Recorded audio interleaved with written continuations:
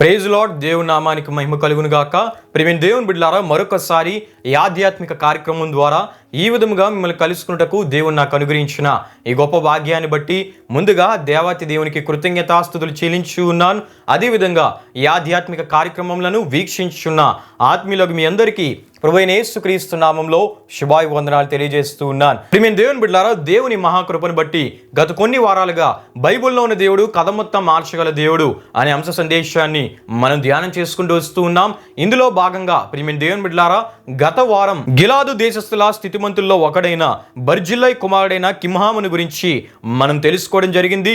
విలాసవంతంగా లగ్జరీగా లోక సంబంధమైన జీవితంలో మునిగి తేలవలసిన కిమ్హాం జీవితం యెహోవా దేవుని ఆరాధికునిగా, ఒక ఆధ్యాత్మిక సంబంధిగా కిమ్హాం యొక్క కథ మొత్తాన్ని బైబిల్లోని దేవుడు ఎలా మార్చివేస్తున్నాడో, ప్రపంచాలకు నేటికి చరిత్ర విషయాల ద్వారా కిమ్హామును ఎలా తెలియపరుచున్నాడో మనము తెలుసుకోవడం జరిగింది. ఎందుకంటే బైబిల్లో ఉన్న దేవుడు ఏదైనా చేయగల దేవుడు, ఏమైనా చేయగల దేవుడు. కథ మొత్తాన్ని మార్చి మంచి పేరు ప్రఖ్యాతను ఇచ్చి ప్రపంచాలకు తెలియజేయగల దేవుడై ఉన్నాడని మనం తెలుసుకుంటూ రావడం జరిగింది. హల్లెలూయా, హల్లెలూయా. అయితే ప్రియమైన దేవుని బిడ్డలారా, ఈ వారం మన అంశ సందేశంలో భాగంగా తల్లిదండ్రులను చిరుప్రాయంలోనే కోల్పోయి తల్లిదండ్రులు లేని ఒక అనాథగా మిగిలిపోవలసిన ఒక అమ్మాయి జీవితాన్ని తనది కాని దేశమునకు రాణిగా, తన స్వజనులు కాని ప్రజల మీద రాణిగా, ఒక అనాథగా మిగిలిపోవలసిన ఆమె జీవితాన్ని, ఆమె కథ మొత్తాన్ని బైబిల్లోని దేవుడు ఎలా మార్చివేస్తున్నాడో మనం తెలుసుకుందాం. ముందుగా ప్రియమైన దేవుని బిడ్డలారా, ఈమెకు సంబంధించిన వాక్యవచనమును ఎస్తేరు గ్రంథం 2వ అధ్యాయం 7 నుండి మనం చదువుకుందాం. తన పినతండ్రి కుమార్తె అయిన హదస్సా అని ఎస్తేరు తల్లిదండ్రులు లేనిదై ఉండగా అతడు ఆమెను పెంచుకొనెను. ఆమె అందమైన రూపమును సుందర ముఖమును గలదై ఉండెను. ఆమె తల్లిదండ్రులు మరణం పొందిన తరువాత మొర్దెకై ఆమెను తన కుమార్తెగా స్వీకరించెను అని మనం చూస్తూ ఉంటాం. హల్లెలూయా, హల్లెలూయా. అయితే ప్రియమైన దేవుని బిడ్డలారా, మనం చదువుకున్న వాక్యవచనాల్లో మనకి హదస్సా అనే పేరు కనబడుతుంది, ఎస్తేరు అనే పేరు కూడా కనబడుతుంది. హదస్సా అని ఎస్తేరు తల్లిదండ్రులు లేని అనాథగా అక్కడ మనకు కనబడుతుంది. ప్రియమైన దేవుని బిడ్డలారా, అంటే ప్రియమైన దేవుని బిడ్డలారా, బాల్యంలోనే తల్లిదండ్రులను కోల్పోయిన అనాథగా మనకు కనబడుతుంది. అయితే ప్రియమైన దేవుని బిడ్డలారా, ఈమెను ఆమె తల్లిదండ్రుల మరణాంతరమున తన కుమార్తెగా స్వీకరించిన మొర్దెకై కూడా ఇందులో మనకు కనబడుతూ ఉన్నాడు. ఈ విషయాల గురించి ముందుగా మనం తెలుసుకుందాం. ప్రియమైన దేవుని బిడ్డలారా, ముందుగా హదస్సా అనే పేరుని గురించి మనం తెలుసుకుందాం. హదస్సా అను పేరు ఎస్తేరు యొక్క మొదటి పేరై ఉన్నది. ఇది హెబ్రూ పేరుగా మనం చూస్తూ ఉంటాం. ఎందుకంటే హదస్సా యూదురాలు. ప్రియమైన దేవుని బిడ్డలారా, అయితే ఈ పేరు దేవుని చిత్త ప్రకారంగా పెట్టిన పేరై ఉన్నది. ఈ పేరు యొక్క అర్థం ఏంటంటే పరిమళం గల పువ్వుల పొద లేక పరిమళము గల చెట్టు అని అర్థమై ఉన్నది. ప్రియమైన దేవుని బిడ్డలారా, ఈ పేరును మార్చి ఎస్తేర్ అను పేరు అహశ్వరేషు చక్రవర్తి పెట్టి ఉన్నాడని ఎస్తేర్ గ్రంథం 2వ అధ్యాయం 7వ వచనంలో మనకు కనబడుతుంది. అంతేకాకుండా ఎస్తేర్ అనే పేరుని గురించి కూడా మనం తెలుసుకుందాం. ఎస్తేర్ అను పేరు ఇది పారసిక పదమై ఉన్నది. ఇది పారసిక భాషలో నక్షత్రం అను అర్థాన్ని ఇస్తుంది. ప్రియమైన దేవుని బిడ్డలారా, ఎస్తేర్ గ్రంథం 2వ అధ్యాయం 7వ వచనంలో మనం చూస్తూ ఉంటాం. అయితే ప్రియమైన దేవుని బిడ్డలారా, ఈమె హదస్సా అని మొదట మనం చెప్పుకున్నాం. అంతేకాకుండా ఈమె ఒక హెబ్రీరాలు. ఈమె తండ్రి బెన్యామీను గోత్రికుడగు అబీహాయాలు అని ఎస్తేర్ గ్రంథం 2వ అధ్యాయం 15వ వచనంలో మనం చూడగలం. ఈమె చిరు ప్రాయంలోనే ఈమె తల్లిదండ్రులు మరణించగా ఈమె పెదనాన్న కుమారుడు మొర్దెకై చేత ఈమె పెంచబడుటను ఎస్తేర్ గ్రంథం 2వ అధ్యాయం 7వ వచనంలో మనం చూస్తూ ఉంటాం. హల్లెలూయా, హల్లెలూయా. ప్రియమైన దేవుని బిడ్డలారా, పెదనాన్న కుమారుడు అంటే అన్న అని మనం తెలుసుకోవాలి. అంటే ప్రియమైన దేవుని బిడ్డలారా, మొర్దెకై అన్నయ్య ఉన్నాడు. ఎవరికంటే ఎస్తేరుగా పేరు మార్చబడిన హదస్సాకి మొర్దెకై అన్నయ్య ఉన్నాడు. ప్రియమైన దేవుని బిడ్డలారా, అంటే ప్రియమైన దేవుని బిడ్డలారా, ఇక్కడ మనం గమనించవలసిన విషయం ఏంటంటే ఎస్తేరుగా పేరు మార్చబడిన హదస్సా పెదనాన్న చేత పెంచబడలేదు, కానీ పెదనాన్న కుమారుడు వరుసకు రక్త సంబంధిగా ఉన్న అన్నయ్యన మొర్దెకై చేత పెంచబడినట్లు దేవుని వాక్యంలో మనం చూస్తూ ఉంటాం. హల్లెలూయా, హల్లెలూయా. ప్రియమైన దేవుని బిడ్డలారా, ఈ సందర్భంలో కొన్ని లోతైన అనుభవ సత్యాలు మనం తెలుసుకుందాం. ఎందుకంటే ప్రియమైన దేవుని బిడ్డలారా, దేవుని కార్యాలు, దేవుని గొప్ప శక్తి, దేవుని గొప్పతనం మనకు తెలియజేయబడాలంటే ఈ విషయాలు మనము తప్పక తెలుసుకోవాలి. ఏ విషయాలంటే ప్రియమైన దేవుని బిడ్డలారా, ఎక్కడైనా ఏ కుటుంబంలోనైనా ఒకే తల్లిదండ్రులకు పుట్టిన అన్న, చెల్లి, అక్క, తమ్ముడు లేక సిస్టర్స్, బ్రదర్స్ తల్లిదండ్రులు లేనప్పుడు ఇంటికి పెద్దగా ఉండి బాధ్యత తీసుకొని పెంచి పెద్ద చేయే బాధ్యతను తీసుకున్న వారు, నిర్వర్తించిన వారు లేకపోలేదు. అయితే ప్రియమైన దేవుని బిడ్డలారా, ఎస్తేరుగా పేరు మార్చబడిన హదస్సా పరిస్థితి ఇటువంటిది కాదు. చిన్న ప్రాయంలోనే తల్లిదండ్రులను కోల్పోయింది. అంతేకాకుండా తనకు అన్న లేడు. ఏ అన్న అంటే తోడబుట్టిన అన్న లేడని దేవుని వాక్యంలో మనం చూస్తూ ఉంటాం. ఇటువంటి పరిస్థితుల్లో ప్రియమైన దేవుని బిడ్డలారా, తోడబుట్టిన అన్న లాంటి పాత్ర, సొంత తల్లిదండ్రుల లాంటి పాత్ర పెద్దనాన్న కుమారుడైన మొర్దెకై పోషించడం అద్భుతం. ప్రియమైన దేవుని బిడ్డలారా, హల్లెలూయా, హల్లెలూయా. ఎందుకంటే ప్రియమైన దేవుని బిడ్డలారా, మొర్దెకైకి తోడబుట్టిన తమ్ముళ్ళు చెల్లెళ్ళు ఉంటే వారికి అత్యంత ప్రాముఖ్యతనివ్వాలి.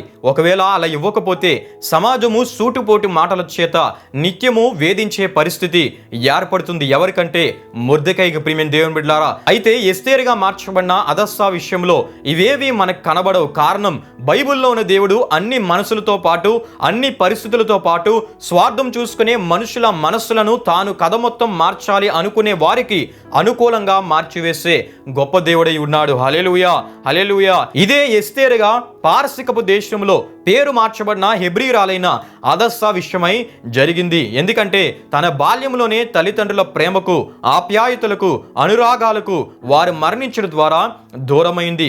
అయితే ఆ లోటు తన బాల్యం నుండి తనకు తెలియకుండా చేయుటకు ఉద్దేశించి తన పెద్దనాన్న కుమారుడైన మొర్దెకై, ఇతడు వరసుకు అన్న, ఇతడిని ఆ బాధ్యత తీసుకున్నట్లు దేవుడే ఇతని మనస్సును ఎస్తేరుగా పేరు మార్చబడిన హదస్సాకు అనుకూలంగా మార్చివేశాడు. హల్లెలూయా, హల్లెలూయా. ఇదే బైబిల్లో ఉన్న దేవుడు ఏమైనా చేయగల దేవుడు, ఏదైనా చేయగల దేవుడు, కథ మొత్తాన్ని మార్చగల దేవుడు అని తెలియజేస్తుంది. ప్రియమైన దేవుని బిడ్డలారా, హల్లెలూయా, హల్లెలూయా. అయితే ప్రియమైన దేవుని బిడ్డలారా, ఎస్తేరుగా పేరు మార్చబడిన హదస్సా జీవితము ఒక అనాథగా ఉండిపోవడం, మిగిలిపోవడం బైబిల్లో ఉన్న దేవునికి ఇష్టం లేదు. గనుకనే దేవుడు ఆమె కథ మొత్తాన్ని మార్చివేసినట్లు దేవుని వాక్యంలో మనం చూస్తూ ఉంటాం. ఎలా అంటే తనది కాని దేశమైన, తన జాతి ప్రజలు కాని దేశమైన పారసికపు దేశానికి ఎస్తేరుగా పేరు మార్చబడిన హదస్సాను రాణిగా దేవుడు మార్చివేశాడు. ప్రియమైన దేవుని బిడ్డలారా, ఎలా మార్చివేస్తున్నాడో మనం తెలుసుకుందాం. నిజానికి పారసికపు చక్రవర్తియగు అహష్వేరోషు యొక్క భార్య వస్తీగా మనం చూస్తూ ఉంటాం. ఎస్తేరు గ్రంథం 1వ అధ్యాయం 5లో ఉన్నట్లు అహష్వేరోషు రాజు షూషాను కోటలో ఉన్న అలుపులకేమి, గనులకేమి, జనులకందరికీ రాజు కోటలోని తోట ఆవరణంలో 7 దినములు విందు చేయించటను మనం చూస్తూ ఉంటాం. అంటే ప్రియమైన దేవుని బిడ్డలారా, రాజు అనుకున్నాడు అలుపులకు, గనులకు, జనులకు అందరికీ రాజు విందు పెట్టాలని రాజు అనుకున్నాడు. అంటే రాజు అనుకుంటే అది తప్పక జరగవలసిందే. ఇలా 7 దినాలు రాజు ఆజ్ఞ ప్రకారంగా రాజు తన విందుకు అందరినీ ఆహ్వానించాడు. గనుక ప్రియమైన దేవుని బిడ్డలారా, రాజు తన స్థితిని అనుసరిస్తూ వచ్చిన వారందరికీ అద్భుతమైన మంచి పరిస్థితులతో పాటు రాజు లాంటి మర్యాదలు, గౌరవములు, ఆతిథ్యంతో కూడిన అతి శ్రేష్టమైన విందును ప్రజలు అక్కడ అనుభవించటను మనం చూస్తూ ఉంటాం. ప్రియమైన దేవుని బిడ్డలారా, అయితే ప్రియమైన దేవుని బిడ్డలారా, అలుపులకేమి, గనులకేమి, జనులకందరికీ అహష్వేరోషు రాజు ఇచ్చిన లేక పెట్టించిన ఈ విందు యొక్క 7వ దినమున అహష్వేరోషు రాజు యొక్క భార్య అయిన లేక ఆ దేశపు రాణిగా ఉన్న వస్తీ యొక్క సౌందర్యమును ఆ దేశపు యొక్క జనులకు, అధిపతులకు చూపించే నిమిత్తము రాజు రాణి యొక్క వస్తీని రాజకిరీటము ధరించి వారి మధ్యకు రావాలని రాజు తన ఎదుట ఉపచారము చేయు 7 నపుంసకులకు ఆజ్ఞ ఇచ్చి పంపగా, వారు వెళ్ళి రాజు వారితో చెప్పిన విషయములను రాణికి తెలియపరిచి రాణిని రాజు ఆజ్ఞ ప్రకారముగా రమ్మని రాజు యొక్క ఆహ్వానంగా తెలియపరచగా, రాణి యొక్క వస్తీ రాజు వారితో చెప్పిన మాటల ప్రకారము చేయక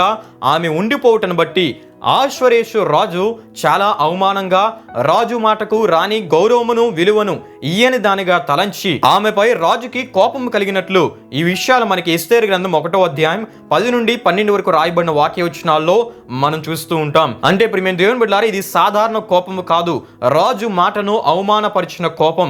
ఇది రగిలే కోపం. ఎవరి మీదంటే రాజు పిలుపుకు విలువను, గౌరవాన్ని ఇయ్యని రాణి యొక్క వస్తీపై అని మనం తెలుసుకోవాలి. ప్రియమైన దేవుని బిడ్డలారా, అయితే ప్రియమైన దేవుని బిడ్డలారా, రాజైన అహష్వేరోషు రాణిపై కోపగించిన ఆమె విషయమై నిర్ణయం తీసుకునే విషయము రాజు రాజధర్మమును, విధిని ఎరిగిన వారందరి చేత రాజు ప్రతి సంగతి పరిష్కరించుకునేవాడు గనుక రాజు మొదట కాలాజ్ఞలతో ఈ విషయాలు పంచుకొని వస్తీ విషయమై ఎటువంటి నిర్ణయం తీసుకోవాలో వారిని అడిగినట్లు మనం చూస్తూ ఉంటాం. అదేవిధంగా రాజు సన్నిధిని ఉండి రాజు ముఖమును చూచుచు రాజ్యమందు ప్రథమ పీఠముల మీద కూర్చుండు 7 ప్రధానుల్లో ఒకడైన మోముకాను రాణియగు వస్తీ రాజు మాటకు గౌరవాన్ని విలువను ఇయ్యక అందరిలో రాజు మాటకు విలువ లేకుండా చేయుటకు కారణమైన వస్తీ విషయమై ఈ విధంగా స్పందించినట్లు ఎస్తేరు గ్రంథం 1వ అధ్యాయం 16వ వచనంలో మనం చూస్తూ ఉంటాం.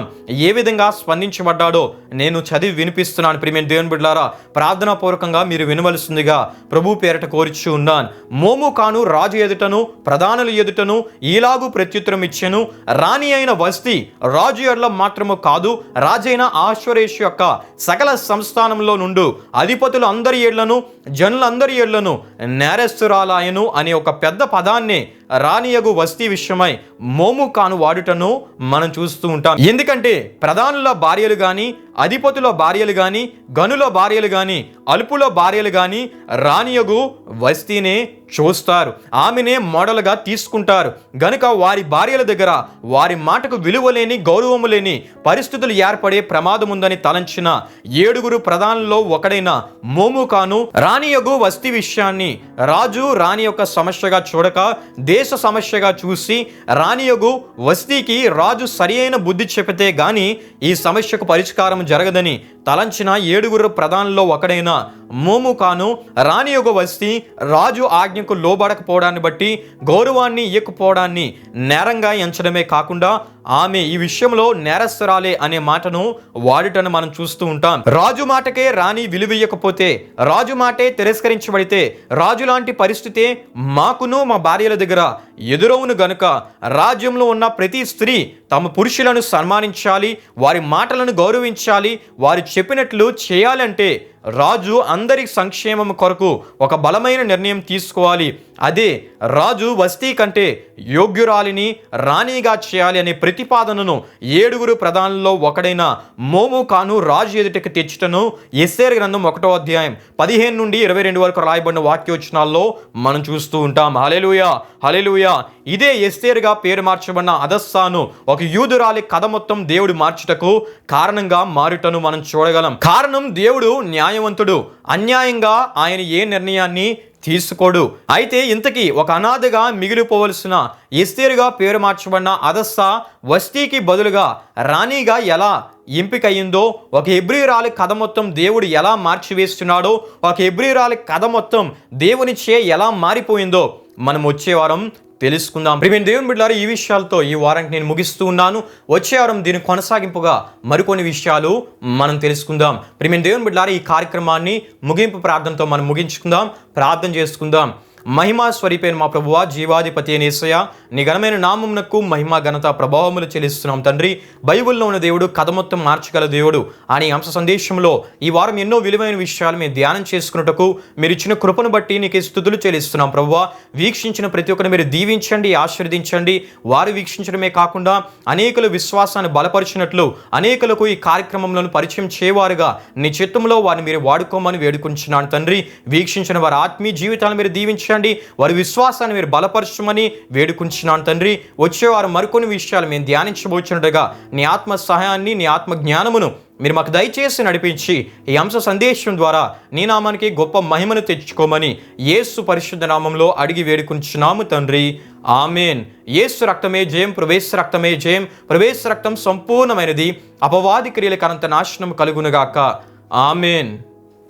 ప్రభు మిమ్మును మీ కుటుంబములను నూరంతులుగా ఆశీర్వదించునుగాక. ఆమెన్.